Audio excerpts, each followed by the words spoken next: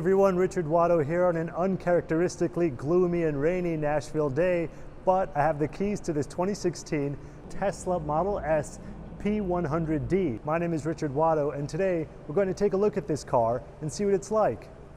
Now, I've been wanting to do a review on this car for the longest time because I have so much to say. This is a really exciting vehicle, so we're going to talk about how it works, how safe it is, how it's different from a regular gasoline car, how luxurious it is, all the features, all the power, everything. So let's get started. First, let's talk about how a regular gasoline engine car works, okay? So typically there's a motor up front, and there are a bunch of explosions going on in there. You step on the gas is squirted into a combustion chamber, the spark plug ignites it, and there are a bunch of explosions basically that move metal parts. Those metal parts move other metal parts, and then finally those metal parts turn a disc called a flywheel. That flywheel is connected to an ice cream cone shaped thing called a transmission, which has a bunch of other gears in it.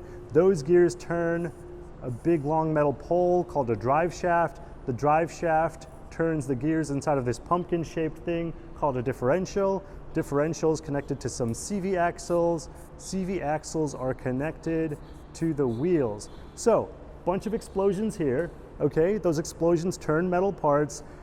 These gears have to turn, this thing has to turn, gears inside here have to turn, and then finally the wheels turn, and then you move forward. And if that seems inefficient, it is. Modern gasoline engines are only about 20% efficient, meaning most of the energy from those explosions is lost in heat. So the way the Tesla works is completely different. Of course, it's all electric, but what does that really mean?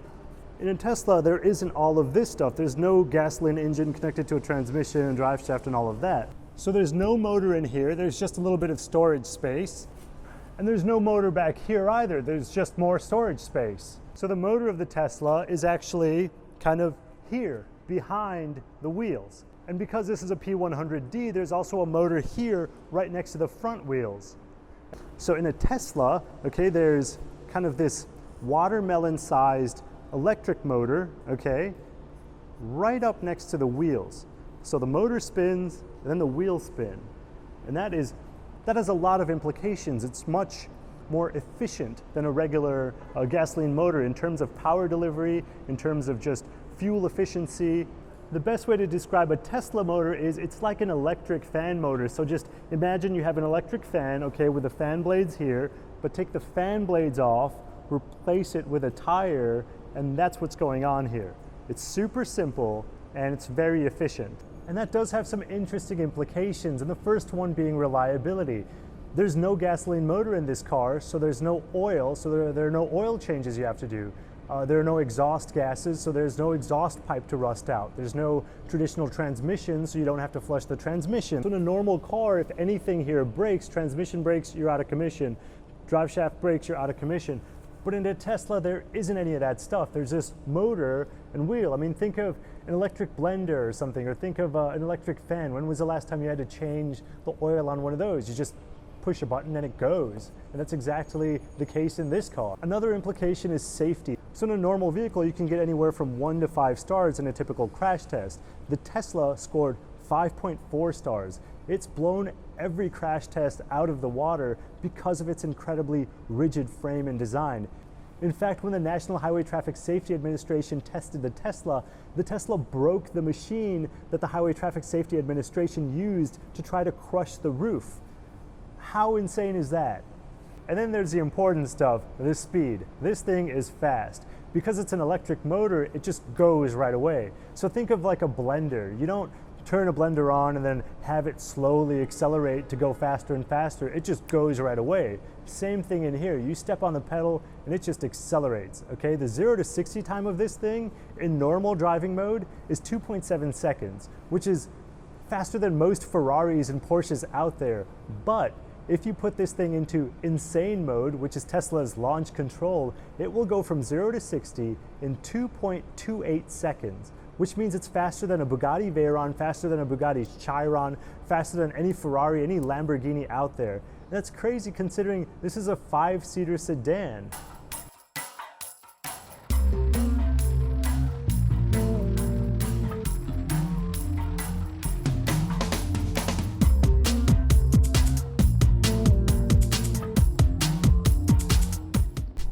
Now, of course, as you would expect, the Tesla SP100D is an absolute joy to drive. The suspension is phenomenal. It absorbs bumps really well, and when you want it to be responsive, you can put it into sport mode and it'll tighten itself up. You can also select the ride height and decide whether you want it to be very high or very low. Really cool stuff. And this screen, which I thought was going to be either distracting or choppy and ineffective, is brilliant.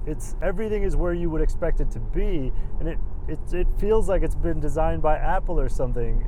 Absolutely no complaints about the screen. I love putting it into GPS mode and being able to see that massive map. It is glorious. The rear view camera is also astonishingly good. No complaints there. And then of course there's the power. Here, listen to this.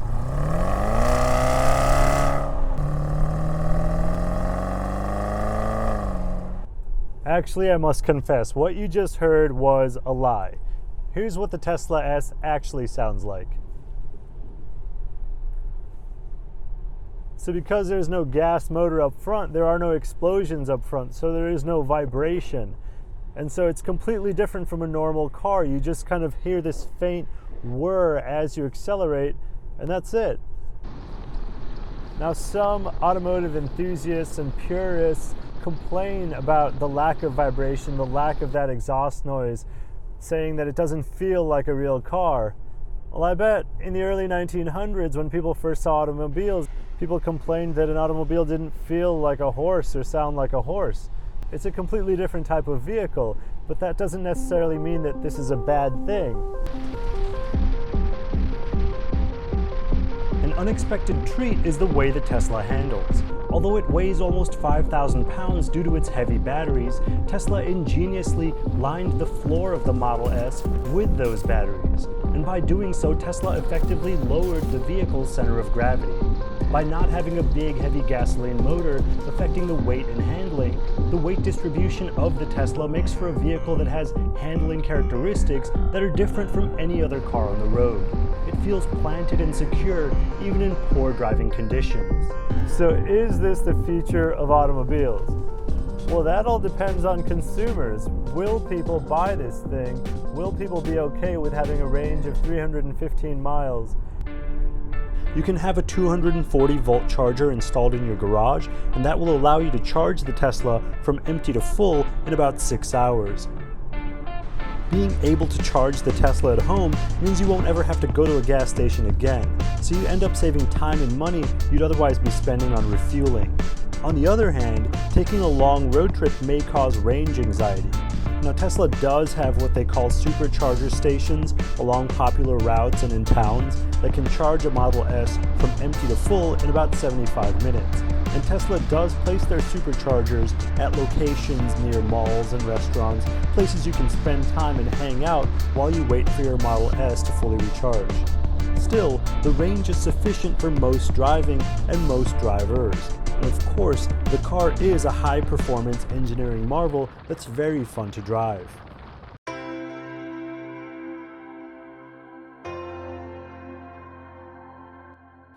And should the technology, simplicity, safety, and performance fail to convince buyers to switch to an electric vehicle, that's where the aesthetics of the car take over.